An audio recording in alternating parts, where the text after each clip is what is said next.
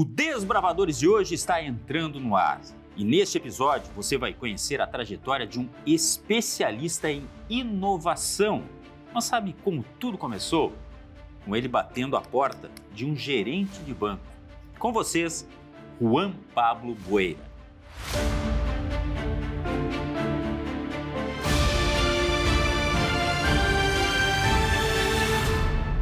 Juan Pablo Bueira, muito obrigado pela presença aqui. Eu sei o quanto é difícil achar uma brecha nessa agenda, na agenda de viagens, inclusive, do Juan Pablo Bueira. Então, muito obrigado mesmo pela presença aqui. E eu estou falando de um colombiano ou de um brasileiro? As duas coisas, e italiano também. Italiano? Me conta um pouco dessa história. Eu nasci em Bogotá, na Colômbia, né? Eu vim com 2 anos para o Brasil, me criei aqui em Porto Alegre, né? Minha família, né? Meu pai é colombiano e minha mãe é brasileira. Então, me criei aqui, estudei aqui em Porto Alegre, no Rosário, no Colégio Rosário, Marista, né? Desde o pré até o 3º ano, que agora não fala mais assim, né? Agora é ensino fundamental, ensino médio. Isso. Fiz o 1º e o 2º grau, né? Aqui em Porto Alegre. E aí depois eu fiz faculdade de administração na PUC, aqui também. Ou seja, minha história foi aqui, né? Aqui em Porto Alegre, né? Ou seja, basicamente, muito do que eu tenho e do que eu aprendi, eu devo a Porto Alegre, né? Porto Alegre me deu muito, né? Me acolheu aqui. Inclusive, eu já ganhei a Comenda Porto do Sol aqui, né? E o título de cidadão honorário de Porto Alegre, né? Por uma série de coisas que a gente já fez. E dá para notar no sotaque, É. Uma coisa mais Porto Alegre, gaúcho sim, mas Porto Alegre. Você sabe que existe o sotaque gaúcho e o porto-alegrês, né? Uma coisa mais... mas assim, de uma família grande, muitos irmãos, como é que é? Não, minha família, eu tenho 3 irmãos, né? Só que eles só... Por parte de mãe, eu não tenho irmãos. Mas por parte de pai, né? Eu tenho 3 irmãos, que uma mora na Colômbia, uma mora em Madrid e um mora em Barcelona. Uhum. E existiu essa convivência ou não? A gente se encontra, assim, eventualmente eles vêm para cá. Tipo, a minha irmã que mora na Colômbia, ela é DJ, né? Então ela é uma das maiores DJs do mundo, né? Poxa. E teve um festival ano retrasado aqui no Brasil, que eu fui, que é o Hacktown, que é em Minas, que para mim é um dos, se não é o melhor, certamente é um dos melhores festivais de inovação do Brasil, em Minas, e eles me convidaram lá para eu palestrar, e como envolve música, eu indiquei ela e ela veio também. Então ela veio, fica comigo lá em Florianópolis, ficou uma semana antes. Semana que vem agora eu tô indo para a Espanha, então vou ficar um pouco ali com meu irmão em Barcelona e com a minha irmã em Madrid. Então a vida a gente se encontra em lugares do mundo. Nessa rotina louca, o Juan ele tem que adaptar certamente alguma coisa de convivência e de trabalho, porque é alucinante. Como eu disse, é uma agenda e depois a gente vai, né, elucidar um pouco mais o que faz o Juan Pablo. O que é um cara que é especialista em inovação, que tem todo esse campo imenso pela frente. Mas a criança, o Juan, que eu não sei se tinha apelido, Juanito, sei lá, era muito acelerada, era muito curiosa, já tinha essa veia da inovação. O que você lembra da infância? Cara, eu sempre fui muito, assim, muito astuto, né? Eu sempre gostei, eu sempre fui muito curioso, né? Desde pequeno, eu lembro quando eu ganhava um brinquedo, um carrinho, eu gostava de desmontar o carrinho para ver o que tinha dentro, para ver como é que ele funcionava, e obviamente que eu estragava o carrinho, porque depois ele não funcionava mais. Então todo mundo da minha família achava que eu ia ser engenheiro, né? Engenheiro elétrico, enfim, eletrônico. E aí depois quando eu fui para a escola, na escola, eu fui do Grêmio Estudantil, né? Da escola. Eu fazia, ao mesmo tempo, a escolinha de futebol, fazia a escolinha de vôlei, fazia inglês, fazia aula de internet na época, né? Então, assim, eu sempre fiz muitas coisas em paralelo, fazia aula de música, né? Então, eu sempre fiz muitas coisas e que hoje isso me ajudou Aí eu desenvolvi os meus dois lados do cérebro, né? Tanto o lado mais emocional e artístico, quanto o lado mais lógico, que eu uso hoje as duas coisas para o meu trabalho, né? Eu arriscaria dizer que o Juan sentava na frente, na sala de aula, não? Depende dos momentos. Tinham momentos na minha vida que eu era o cara, né, da frente, e outros momentos eu era o cara do fundão.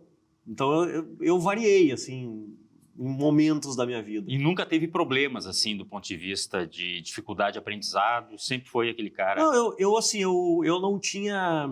De novo, eram momentos da minha vida, né? Eu me lembro que no primeiro grau ali, até, né, que agora é ensino fundamental, sim, né? Sim. Eu sempre fui primeiro aluno, assim, né? Eu era líder de turma, né? Depois, no segundo grau, né, o que hoje é ensino médio, Isso. eu comecei a fazer várias coisas em paralelo. Eu fazia aula de escolinha de futebol, eu fazia escolinha de vôlei, eu fazia música, eu fazia inglês, fazia aula de internet. Então, a minha vida meio que se dividiu em várias coisas, e aí eu não conseguia dar muita atenção para a escola. Teve um dado momento que eu inclusive, rodei no colégio. Olha, chegou a rodar? Rodei no segundo ano do segundo grau. E aí, para minha família foi um horror, né? Porque todo mundo da minha família sempre foi o primeiro aluno. Então, eu até então era o melhor aluno, e aí eu cheguei a rodar porque eu estava com um monte de outras coisas. Aí, assim, foi um... Mas eu vou dizer que foi um dos melhores momentos da minha vida que me encaminhou. Porque aí, assim, eu entendi ali naquele momento o valor do investimento da minha família no meu estudo, ou seja, eles estavam me bancando estudo no colégio, me bancando o estudo de inglês, bancando estudo de internet, mas não adiantava, eu entendi naquele momento, muito cedo ali, com 15, 16 anos, que não adianta a gente querer abraçar o mundo, a gente tem que focar. E aí, tanto é que no segundo ano, que eu repeti, no meio do ano eu já estava passado. E aí, quando eu fiz o vestibular, eu passei de primeiro, né? Passei entre os primeiros colocados. Ou seja, nunca foi dificuldade cognitiva, não. Não, foi falta de foco. Exatamente. Da adolescência. Exatamente. Que ninguém está livre. Meu filho que não ouça. Tem que ter foco, tá? Tem que ter foco. Tem que ter foco. Esse negócio de rodar e estar no segundo ano. E pagar uma escola particular, enfim. Por mais que a família tenha condições, tá? Não estamos falando de alguém que não tivesse condições, muito provavelmente, mas é uma questão de foco, né? De saber escolher e onde vai apontar o futuro, né? Juan, a gente está falando de uma família que te cobrava muito? Muito. Nesse até aspecto? Hoje. Até hoje? Até hoje, Até hoje. Minha família sempre me cobrou, porque todo mundo... A nossa família nunca foi uma família de posses, né? Então, todo mundo muito trabalhador, né? Então, e todo mundo... O que o pai fazia? Meu pai, ele é farmacêutico, Uhum. né? Ele tem tinha, né? Já está aposentado. Sim. Um laboratório em Bogotá. E minha mãe, ela trabalhou muitos anos, trabalhou 20 anos na Gerdau, com o Dr. Jorge Gerdau. Uhum. Então, minha mãe era assessora dele, né? Era secretária dele. E então, assim, a minha família, assim, uma família de classe média, mas assim, não tinha dinheiro sobrando, né? Claro, claro. Então, isso foi uma das coisas que assim, minha mãe tinha uma dificuldade. Meus pais se separaram, né? Por isso que minha mãe voltou para o Brasil. E entendi naquele momento a importância, de todo o esforço que a minha mãe fazia para pagar a minha escola. E eu literalmente entendi que eu rasguei um ano de dinheiro da minha mãe que tinha... que aquilo não... Ela suava para fazer aqueles pagamentos. Claro, né? claro. Mas nesse aspecto, emocionalmente, inclusive falando, te fez muita falta a presença do pai no espaço de convivência ou não? Zero. Porque o que acontece? Eu tinha meus padrinhos, né? Tanto padrinho, a gente é católico, né? Então, meu padrinho de batismo, né? Meu padrinho de crisma, meu avô também, né? Então, eu nunca senti a falta, assim, da figura paterna, né? Porque eles supriram super bem. Uhum. E também a minha família como um todo, assim, que é espetacular, né? Sempre supriram absolutamente tudo, né? Estamos falando de suporte, né? Isso é muito importante. Existem pessoas que são inteligentes, mas nem por isso têm facilidade de se comunicar. Existem pessoas que são inteligentes e se comunicam muito bem.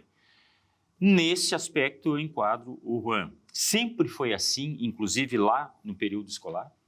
Sim, eu nunca fui, pelo ponto de vista esportivo, eu jogava bem futebol, mas não era craque. Jogava bem vôlei, mas não era craque, né? A parte de oratória. Como eu tocava, então eu comecei a tocar muito cedo, né? Tinha banda. Então eu aprendi a me comunicar bem no palco, né? Então eu tive eu desenvolvi muito do que eu tenho hoje, eu desenvolvi na minha época de escola. Então, aquele negócio da competitividade do esporte, porque eu joguei escolinha de futebol, joguei nas categorias de base do Inter lá, Internacional. Joguei, né, em vários times, né, tanto de futebol como de vôlei. Fui tricampeão gaúcho de vôlei, né?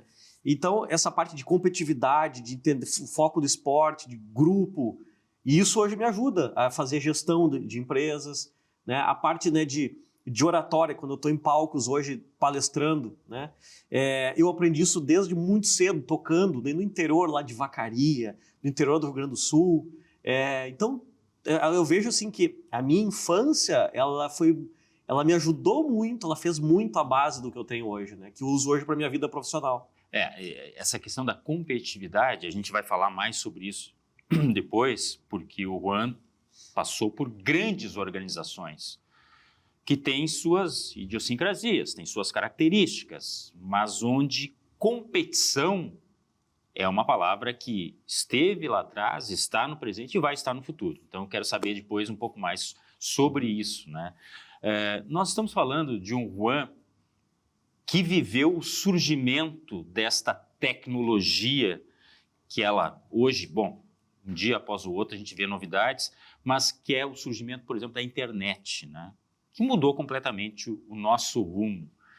Você era muito curioso também nesse sentido disso. Poxa, surgiu a aula de informática, eu lembro disso aí. Mas eu tinha dificuldade, eu tinha uma certa resistência àquilo. Para o Juan foi muito natural? Porque assim, como eu sempre fui muito curioso, e eu costumo dizer o seguinte, eu vivi basicamente 3 grandes revoluções. Eu tenho 48 anos, né? Nesses meus 48 anos, eu vi acontecer 3 grandes revoluções. A primeira, sem dúvida, foi a internet. Né? Por quê? Porque eu me lembro que eu estava na escola e eu comecei a entender lá, na época eu fazia curso de DOS, né? E fazia também curso de internet. Eu vi assim, lógico que eu não tinha dimensão do que era, porque eu era muito novo, eu não tinha ainda capital cultural, não tinha capital intelectual, não tinha experiência, né, para entender o que estava acontecendo, mas eu, de alguma forma subliminar, eu entendi que aquilo seria uma coisa que faria diferença e poderia fazer a diferença para mim no futuro e, de certa forma, de forma até subliminar, para o planeta. E aí foi por isso que eu entendi que... Eu me lembro que eu fiz um teste vocacional na escola e realmente deu para eu fazer administração de empresas.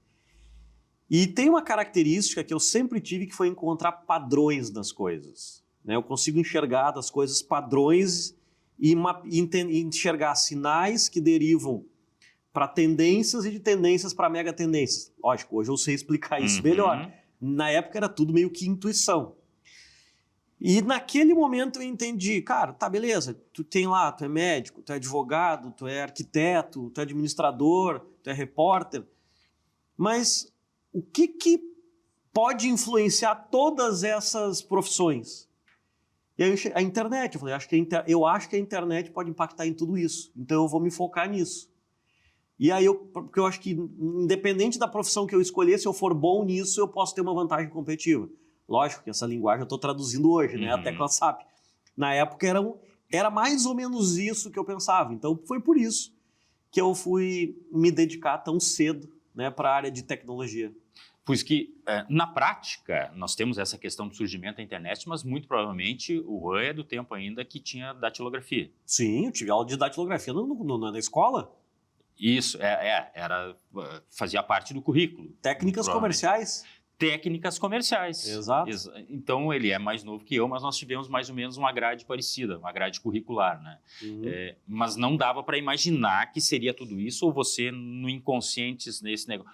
Porque permeia tudo, sem dúvida nenhuma, mas era um negócio muito esquisito, assim, olha, tá no ar, mas ninguém vê, vai facilitar a comunicação, mas como assim? Apesar da perspicácia, dava para ter uma noção disso? Não, eu não tinha. Eu tinha uma intuição, mas eu não tinha dimensão do que se veio a se tornar a internet, né? Porque era tudo assim.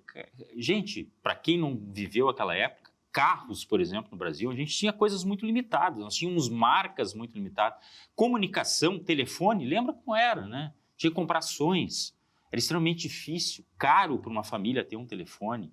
Agora imagina a internet. Era uma coisa que, não, está lá fora do país, mas estava surgindo aqui.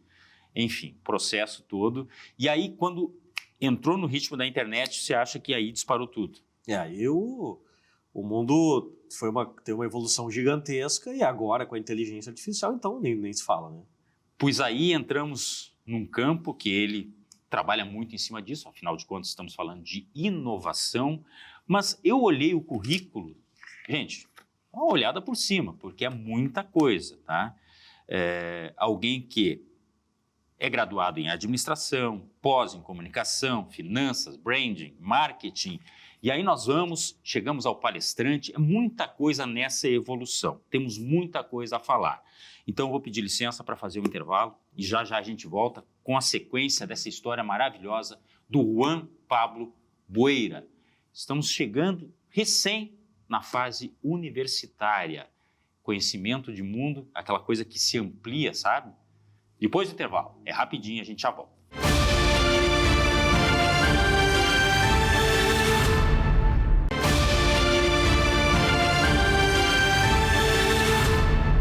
Estamos de volta com Desbravadores, a nossa história de hoje é em relação à vida, à trajetória de Juan Pablo Bueira, que é um cara que transpira muito e que inspira muito quando o assunto é inovação. Mas, nessa trajetória, estamos chegando na fase universitária. A ideia de fazer administração veio do teste vocacional? Ela veio do teste vocacional, né? Mas eu tinha, né, inspiração na família, né? Eu tinha meu padrinho, tinha uma grande indústria de móveis lá em Flores da Cunha, né, no interior do Rio Grande do Sul, em São Gotardo, né? E que era Toigo Móveis na época, e ele era uma grande inspiração para mim, né? Sempre foi uma grande inspiração.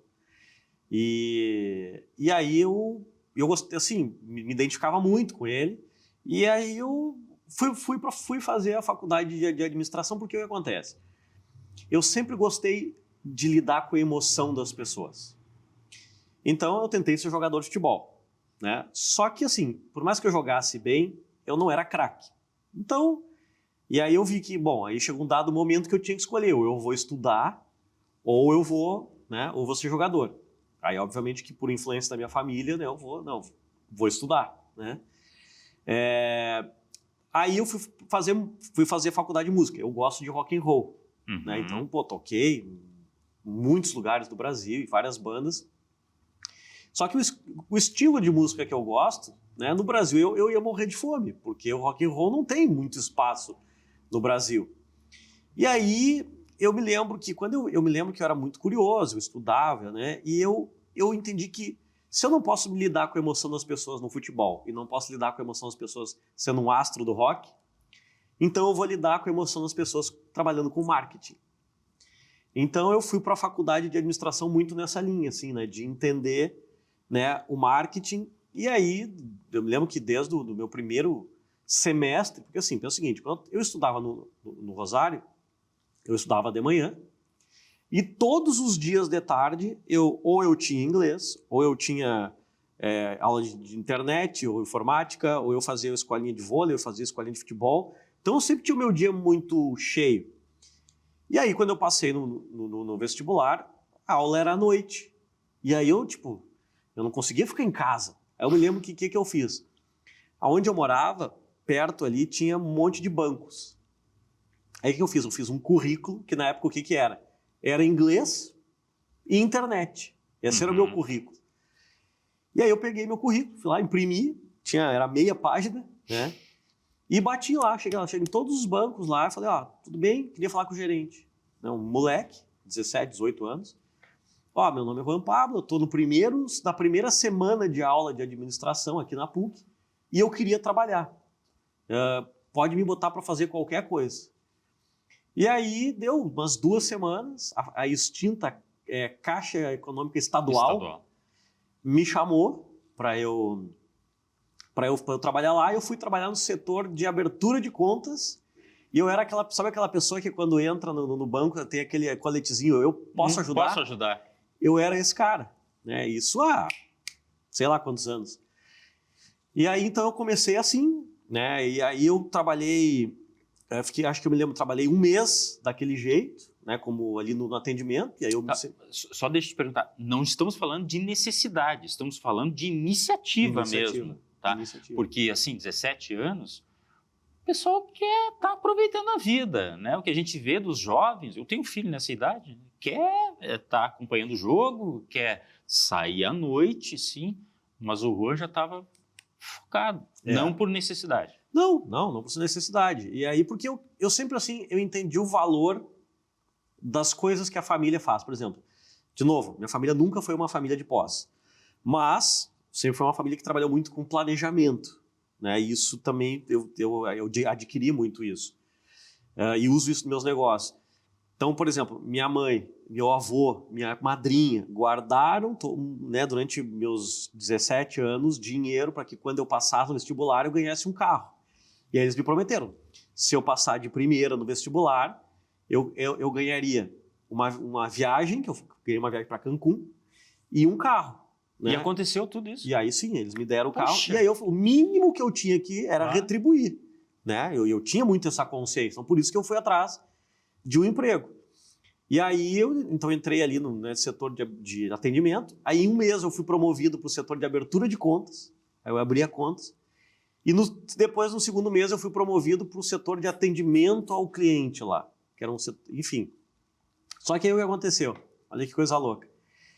O Banrisul comprou a Caixa Econômica Estadual. E aí todas as agências da Caixa Econômica Estadual que tivessem um Banrisul perto seriam fechadas. No meu caso, tinha uma do lado.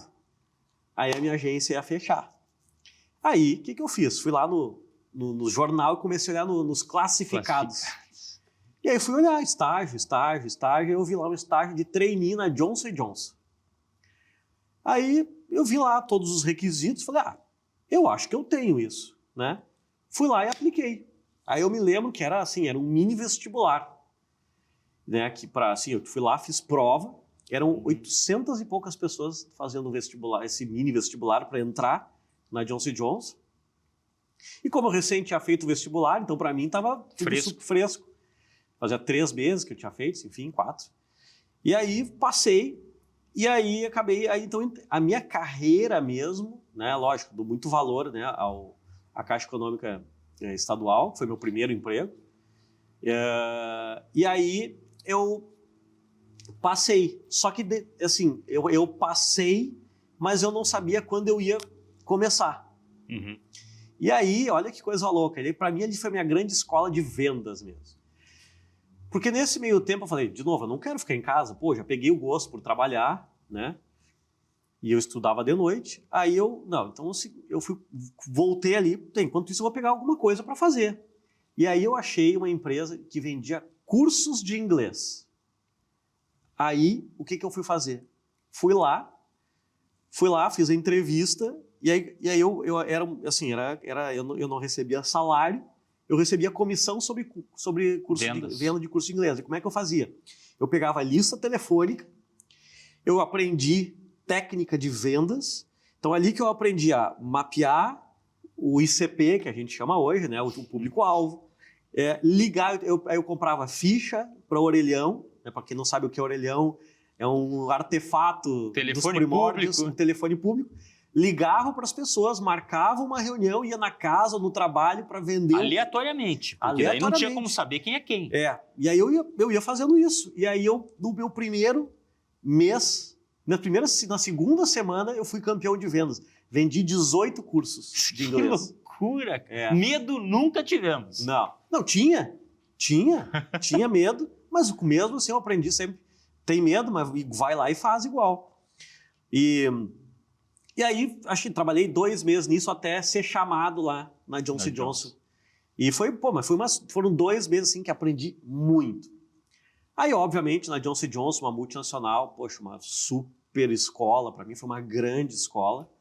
Ali aprendi muito, porque o que acontece? Eu entrei como trainee. Então, qual que era a minha função? Era aqueles representantes, eu trabalhei na divisão de medicamentos, então eu era aqueles representantes que carregavam aquelas malas cheias de medicamento de amostra. Só que, como eu era trainee, eu não ia em hospital, eu ia em posto de saúde de periferia. Né? Então eu trabalhava, e como é que eu era avaliado? Na quantidade de receitas médicas que eu convencia os médicos a prescrever os meus medicamentos. O que me parece que é usual, né? Sim, que é o que tem até hoje. Então a minha função era essa, eu trabalhava com marketing, né, de um marketing de vender conceito, né? E aí eu logo ganhei prêmio de vendas de Tilenol, de receituário de Tilenol, que eu convencia os médicos. Tinha uma carteira de 400 médicos, assim, só em áreas, em periferia, né, de Porto Alegre. E foi uma super escola, assim, para mim. De muito tempo ou não? Fiquei 2 anos. Fiquei 2 anos ali. Mas eu era trainee e, assim, eu sempre fui muito ambicioso, né, no sentido positivo. Tá, beleza, ok, mas agora eu quero mais, né? Eu fiquei 2 anos lá, então tinha 19 anos. Falei, agora eu quero mais. E aí agora tá bom, agora eu quero ser efetivado. Aí eu comecei a trabalhar para isso, né, lá na Johnson & Johnson, mas comecei já a olhar outras oportunidades do mercado. E aí qual foi e eu trabalhei sempre muito com lógica, né? Aí eu pensei o seguinte, tá, então se eu gosto de marketing, eu quero trabalhar com a maior marca do mundo. Na época era a Coca-Cola. Só isso? Aí eu fui atrás disso. Aí o que eu fiz? Aí eu perguntei para minha mãe, que trabalhava na Gerdau, né, lá com o Dr. Jorge, que foi uma das minhas grandes inspirações de vida, né? Fui trabalhar com ele, eu comecei a procurar e falei, mãe, conhece alguém lá na Coca-Cola? Aí, eu conheço a secretária do Ricardo Von Tobel, né, o presidente, a Ana Solé. Aí eu falei, tá, então eu vou escrever um currículo e vou me pedir emprego lá. Tá bom, vai por ti, eu vou te dar o caminho, mas tu vai por ti. Te vira. Te vira. E aí eu me lembro que nessa mesma época eu estava fazendo faculdade e na época eu me lembro que tinha umas disciplinas que um professor, quando a gente estava falando muito de economia, nas disciplinas de economia, ele falou muito do Fernando Henrique, né, na construção do Plano Real, e do ministro da Fazenda, que criou o Plano Real, que era agora eu esqueci o nome dele, na época, que era o ministro da Fazenda, daqui a pouco vem, que foi considerado durante muito tempo a melhor dupla econômica do planeta, na época da construção do Real. Daqui a pouco vem o nome dele. Era o ministro da Fazenda que criou o Plano Real. E aí eu fui entender a história, né, do ministro da Fazenda, e aí eu peguei e fiz uma carta à mão, a punho, né, próprio punho, e dei para minha mãe conhecia o pessoal de Brasília lá, e mandou para a secretária, né, do ministro, e ele me devolveu. Desculpa, como é que era o nome? Não, o presidente era Fernando Henrique Cardoso. Fernando Henrique. Sim, mas o ministro era outro... O ministro da Fazenda. Eles estão vendo ali. Isso. Eu também não lembro. Tá na ponta da linha aqui. E aí eu mandei uma carta para ele falando o quanto eu era fã dele, da história dele, que ele me inspirava. E ele me respondeu. Tem até hoje a carta, né, do ministro me incentivando a continuar assim, sendo curioso, assim, muito legal. E aí eu anexei no meu currículo quando eu mandei lá para a Coca-Cola. E aí foi muito legal, porque eu participei de um processo de seleção. Aí eu me lembro que na época o Ricardo Von Tobel, acho que ele viu aquilo e gostou. E aí ele me chamou. Falou, gostei de ti. Não sei o quê, conversei com ele. Ele disse, eu só não posso, né, passar na frente de todo mundo aqui. Pedro Malan? Pedro Malan, esse mesmo, o próprio. Eu só não posso passar na frente de todo mundo, porque a gente tem regras aqui, mas eu vou te indicar para o RH e tu participa do processo. E eu fui lá, participei, concorri com um monte de gente e entrei. Entrei lá com 19 anos, como analista de orçamento de marketing na Coca-Cola. E aí foi assim, foi minha grande faculdade, né? Assim, eu sempre falo isso, não escondo isso. Todo mundo sabe disso, que eu tive na minha vida, fora a minha família, lógico, 2 grandes mentores. O primeiro, disparado, é o Ricardo Von Tobel, né? O Ricardo Von Tobel, inclusive, é meu padrinho de casamento, né? Ele e o Rodrigo Von Tobel, os dois, o seu João Von Tobel também, são pessoas muito importantes na minha carreira profissional e também como homem, né? Como pessoa. Construção de pessoa, né? Tudo. Fiquei 11 anos lá, né? Então, saí né? Comecei no nível super baixo, como analista lá, e saí, né? No nível mais alto de marketing da empresa. Me bancaram o estudo, eu fiz um curso em Harvard lá de inovação, que a Vonpar bancou, né, para mim. Então, assim, eu devo, assim, muito do que eu tenho na minha vida para a Vonpar e muito para o Ricardo, que é um cara que acreditou em mim e que sempre me incentivou. Ele sabe disso? Sabe, né? Ele puxou muito as minhas orelhas, me puxa as minhas orelhas até hoje. Continua essa relação? Continua. Hoje a gente se fala pouco, porque ele está morando na Itália, né? Mas eventualmente ele está nos Estados Unidos. Então, quando eu estou nos Estados Unidos lá trabalhando, a gente se encontra, né? A gente se encontrou no final do ano passado, lá que eu estava lá. Ele estava lá também no meio do ano. Não foi no meio do ano, em agosto do ano passado. A gente saiu para jantar, a gente bota os papos em dia, eles me puxam as orelhas e... eu me lembro que uma das coisas que mais me marcou durante meus 11 anos de Coca-Cola foi logo no início que... Eu não vou me lembrar exatamente o que era, mas eu me lembro que ele me pediu uma coisa para eu fazer. E no dia que eu tinha que entregar, eu fui lá e disse, eu não tinha feito. E aí eu comecei a explicar para ele o porquê que eu não tinha feito. Por quê? Porque fulano não me entregou, não sei o que. Ele no meio do meio ele falou assim, Juan, para. Eu vou te ensinar uma coisa. Trabalho bem feito não se desculpa. Quando tu faz um trabalho bem feito, tu não precisa explicar nada. Agora, como tu não fez um trabalho bem feito, tu tá vindo me explicar. Não me interessa se fulano ou ciclano não te entregou. A responsabilidade de fazer eu deleguei para ti. Então, tu dá um jeito, porque se tu não der um jeito, eu vou perder a confiança em ti. Isso me marcou profundamente e eu nunca mais deixei ele na mão e nunca mais deixei nenhum chefe na mão, porque isso ficou martelando pro resto da vida e isso hoje, nos meus times, eu exijo isso também. Então, assim, o Ricardo, para mim, ele foi meu segundo pai, ele sabe disso, né? E o outro é o Jorge Gerdau, né? Que eventualmente eu ia almoçar com a minha mãe lá na Gerdau. Eu me lembro de uma passagem assim que a gente estava no refeitório lá da Gerdau, comida maravilhosa lá no refeitório. E aí no final lá tinha a gente almoçando junto, almoçou minha mãe, eu e ele. E aí no final lá tem o botãozinho lá, né? De satisfação.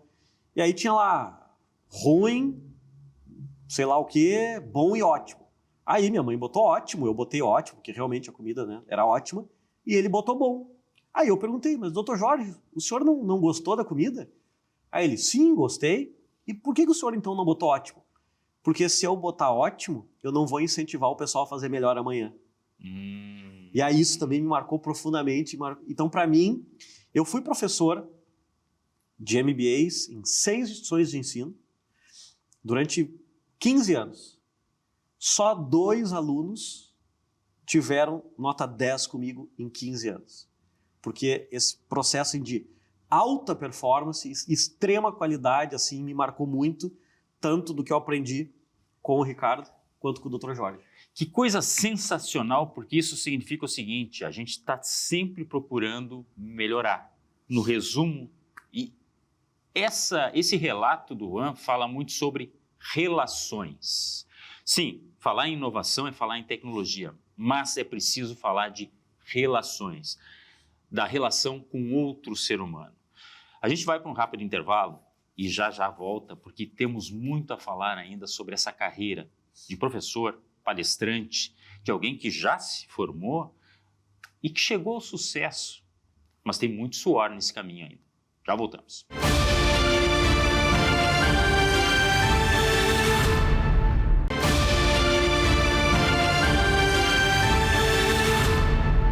Desbravadores está de volta contando hoje a trajetória incrível de Juan Pablo Boeira, um especialista em inovação, mas que no bloco anterior falou muito sobre relações. Estávamos na Coca-Cola, numa escola imensa lá, e a partir daí a coisa só se desenrolou com maior facilidade, dá para dizer assim ou não?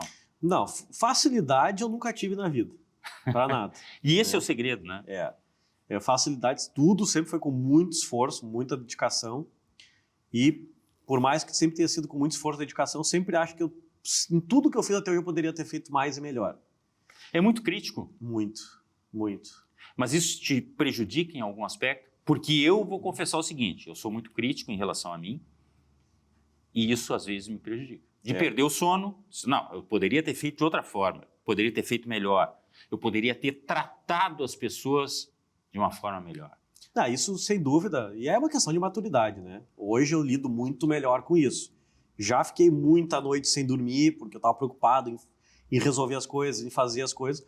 Hoje, logicamente, que, né, com a experiência, com a maturidade, eu administro melhor, né? Mas eu certamente eu poderia ter feito melhor se eu tivesse conduzido de outra forma, né? Principalmente na maneira de agir, de tratar as pessoas, de ser ansioso, de querer resolver rápido, enfim, coisas que a gente não nasce pronto na vida, né?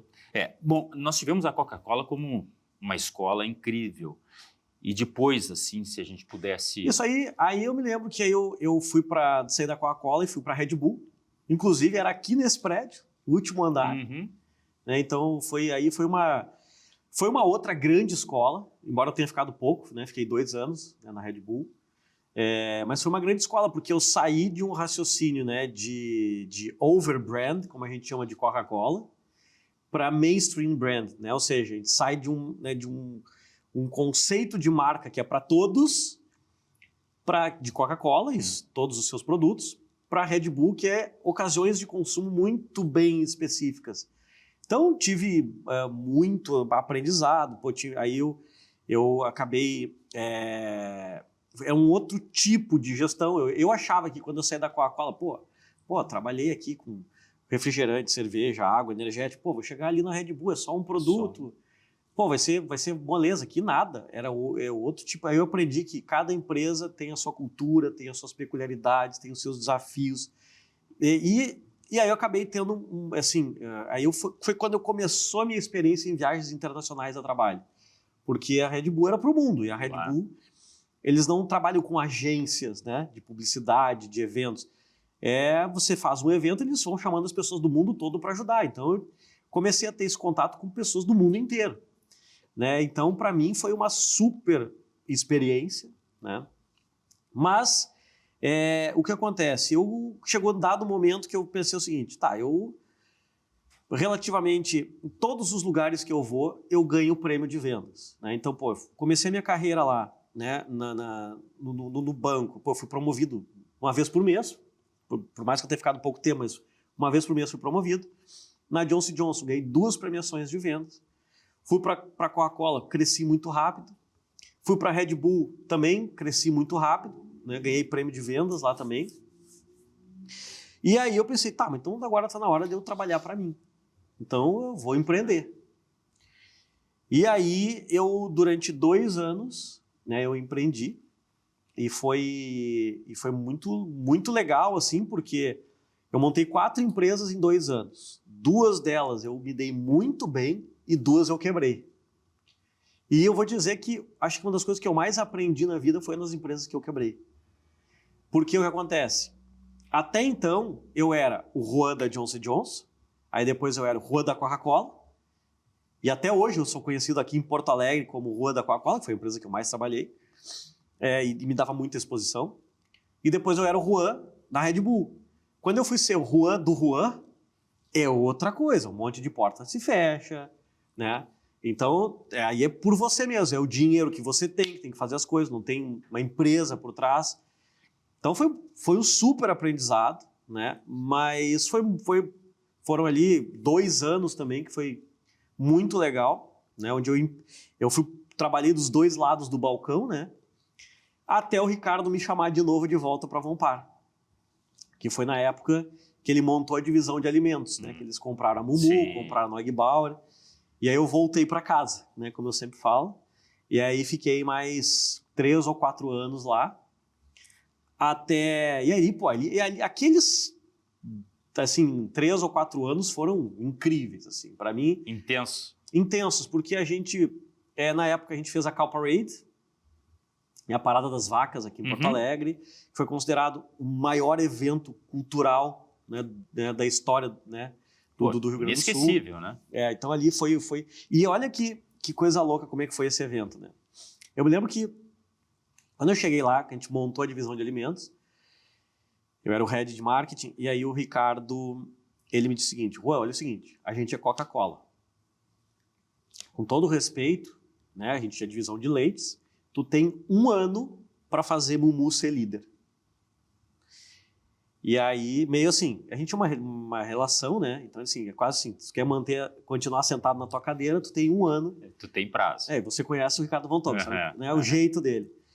Então, tinha prazo. Então, e aí eu comecei a pensar como é que a gente vai fazer, enfim. E aí, eu me lembro que um dado momento que eu estava na Holanda, eu vi essa Cow Parade, a Parada das Vacas. E aí eu fui atrás de quem era a pessoa dona disso, porque eu pensei o seguinte, tá, vaca... Aí eu me lembrava, eu tinha aquele no meu histórico, né, assim, pô, lembro que a campanha que a Parmalat fez com os bichinhos, então a gente tinha que criar algum tipo de conexão emocional. É uma empatia, né? Porque a Mumu, a gente fez uma pesquisa na época, a Mumu era uma marca que tinha um carinho muito grande, mas estava esquecida. Então a gente só precisava reconectar, porque ela não tinha nenhum ranço à marca, ela estava esquecida. Então se a gente acendesse aquela faísca, né, vinha. Aí eu tinha essa conexão, assim, de essa lembrança, né, com a Cow Parade. Aí fui lá, achei a Catherine Devenu, que é uma francesa, que é a dona, né, do projeto. Entrei em contato com ela e falei, tá, eu quero fazer esse projeto aqui no Rio Grande do Sul, no Brasil. Ela me apresentou o projeto, enfim, falamos. E aí, essa história, né, da Vonpar, acho que dá um outro programa, assim, porque foi muitas coisas. Mas especificamente nessa, eu me lembro que eu cheguei pro Ricardo e eu falei, ó, tá aqui, ó, esse é o projeto que a gente vai fazer, Mumu ser líder. E ele, tu tá louco, custava milhões o projeto. Falou, cara, nós compramos uma empresa aqui em dificuldades, quebrada, nós temos que fazer ela acontecer, a gente precisa investir aqui em infraestrutura, precisa investir aqui em linha de produção. Tu quer investir essa quantidade gigantesca aqui em marketing, tu nem gerou vendas ainda, como assim? E só me bateu. Aí eu peguei e voltei. Falei, não, preciso ir com outra estratégia. Aí eu peguei os livros da Cow Parade e voltei para ele o seguinte, tá, Ricardo? Aí eu cheguei para ele, tá, mas tu de novo, Juan, com esse assunto? Eu falei, não já vem as vaquinhas de novo. Não precisa me falar nada, só entrega isso aqui para Valentino e para Guilhermina, as filhas dele. O João ainda nem existia na época, ela nem tinha nascido. Só me diz, mostra para elas e me diz o que tu acha. Deu, acho que naquele mesmo dia ou no outro dia ele me ligou. Tá, vamos fazer então. Elas enlouqueceram. E aí a gente pegou e montou e o resultado a gente já sabe. O resultado, em 9 meses a gente saiu de 0,2 de market share para liderança de leites no Rio Grande do Sul. Cara, isso é muito de comportamento de quem desbrava. Aproveitando o nome, o título do programa, cara, é desbravar, é meter o peito. Em algum momento você já pensava, não, eu preciso mostrar isso para todo mundo, essas experiências, e tem muito mais coisa. A gente nem teria tanto tempo aqui no programa para falar de tudo, mas, por exemplo, em palestras, eu expor isso, já tinha esse pensamento? Não. Minha ideia, assim, eu acreditava naquela estratégia, né, com todas as formações que eu tive já de marketing, enfim, eu acreditava naquela estratégia. Eu falei, eu sei que isso vai funcionar. E assim como outras coisas que eu já fiz em Coca-Cola, enfim, né, na minha primeira passagem, e ali eu sabia que aquilo ia funcionar. E aí, pô, eu me lembro que a gente ganhou, foram 26 prêmios em um ano. Foi a campanha, na época, hoje eu não sei, mas na época era a campanha de comunicação, até então, que isso é 2010, 2011, a campanha de comunicação mais premiada da história da publicidade brasileira. Inclusive, eu fui apresentar no Festival de Cannes tudo, toda esse projeto, enfim. Como é que, Juan, como é que com esse ritmo você conseguia levar uma vida pessoal? Você já era casado? Você é casado? Você tem filhos? Não tem? Não tenho filhos. É casado? Sim. Mora em Florianópolis hoje em dia. Aparece de visita em casa? Aparece de visita. É mesmo? Então, assim, naquela época ali, a gente foi, inclusive, ali foi a primeira vez que eu ganhei o prêmio de profissional de marketing do ano. Que é uma honraria? Eu ganhei 4 vezes esse prêmio. Acho que eu sou o único que ganhou 4 vezes já esse prêmio. Isso, o empreendedor continuava pulsando? Continuava pulsando. Porque depois da Coca-Cola tinha que ter o empreendedor também. Exato. E aí veio mais força. Aí antes disso, aí eu fui... Aí até então eu só tinha trabalhado em indústria, né? Sim. Então, aí eu preciso... Não, agora o que eu preciso? Eu preciso de uma experiência no varejo.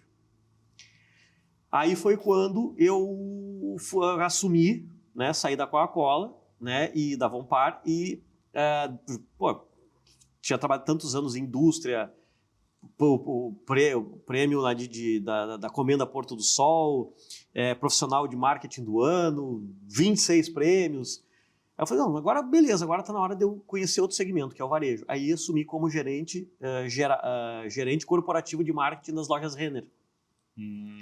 Que foi uma experiência muito interessante também, né, no varejo, mas fiquei pouco tempo, né, nas lojas Renner, eu acostumado muito com a loucura. Eu sempre ouvi falar que o varejo era uma loucura, mas nem se compara com a loucura do mercado de bebidas e medicamentos, mas nem arranca. Então, para mim, era meio que... Aprendi muito, foi as lojas Renner, assim, uma empresa excelente, mas assim, eu tinha Coca-Cola no meu sangue, não adianta, né? Então, e aí eu acabei tendo a oportunidade para assumir, né? Recebi o convite do Cláudio Zaffari, para assumir a gestão geral do marketing de todos os Bourbons, né, de todos os shoppings da rede. Aí fiquei mais 7 anos no Grupo Zaffari, ganhei mais 3 vezes o prêmio de profissional de marketing do ano, a gente revolucionou lá, foi a primeira vez que um shopping, né, uma rede de shoppings no mundo tinha um conceito gráfico único. Por exemplo, se você pega e bota lá no Google Imagens, Coca-Cola, vai vir tudo vermelho, bota Pepsi, tudo azul, bota Skol, tudo amarelo, bota Itaú, tudo laranja. Bota qualquer shopping do planeta, é uma esculhambação de cores. A gente criou um conceito gráfico, que é o magenta para os Bourbons. Por que magenta? Indo todo, né, na linha de psicodinâmica das cores, o que o magenta faz do público-alvo, de quem vai em shopping. Então você botava lá, né, para todos os Bourbons, todas as campanhas, Dia das Mães, Dia dos Pais, Dia dos Namorados, Natal, tudo era magenta, com o mesmo conceito gráfico. No Moinhos Shopping era tudo dourado, porque tinha a ver. Então, isso a gente foi premiado. A gente criou, em 2016, o primeiro projeto de inteligência artificial do varejo do mundo, que a gente ganhou um prêmio em Las Vegas da IBM, usando o Watson da IBM. Então, assim, a gente revolucionou, né, a época, né, que eu fiquei lá. Mais uma escola sensacional. Temos o quê? 3 minutos. Eu quero saber do futuro. O que te move? O que o Juan de hoje pensa para daqui a pouco? Cara, de maneira geral, assim, eu hoje trabalho com inteligência artificial, né? Eu tenho a primeira consultoria do Brasil, né, que é o Innovation Center, de adequação para as normas internacionais da ISO 42001, que é a ISO dos Sistemas de Gestão da Inteligência Artificial. Então, daqui para frente, o que acontece? Todo mundo que trabalha com IA, ou que vai contratar alguém que trabalha com IA, vai dizer o seguinte: como é que você garante a segurança dos meus dados?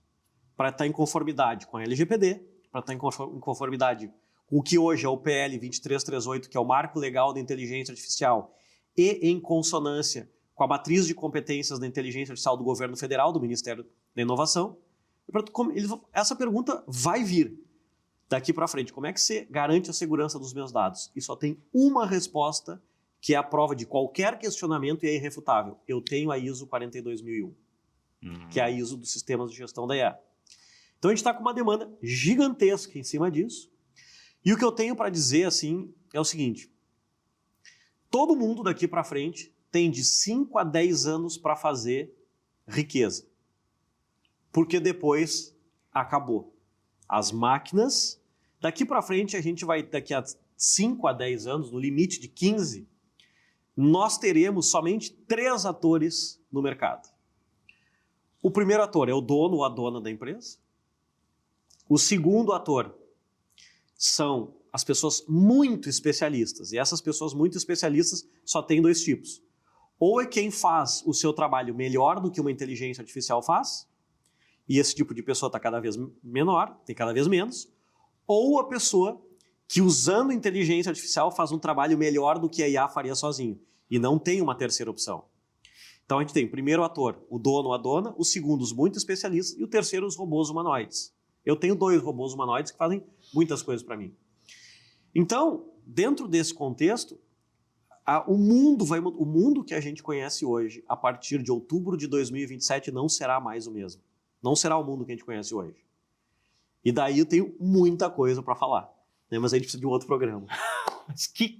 Bom, a gente fica com essa curiosidade, mas infelizmente o nosso tempo acabou. Vamos planejar um próximo papo. Juan, imagina. Muito obrigado. Parabéns por essa trajetória sensacional. E tenho certeza, tem muito combustível para queimar e tem muita coisa para vir por aí. Obrigadão mesmo. E obrigado a você que nos acompanha sempre aqui no Desbravadores. A cada semana uma história inspiradora. Muito obrigado mesmo e até a próxima aqui na tela da Masper TV. Infinitas possibilidades. Tchau.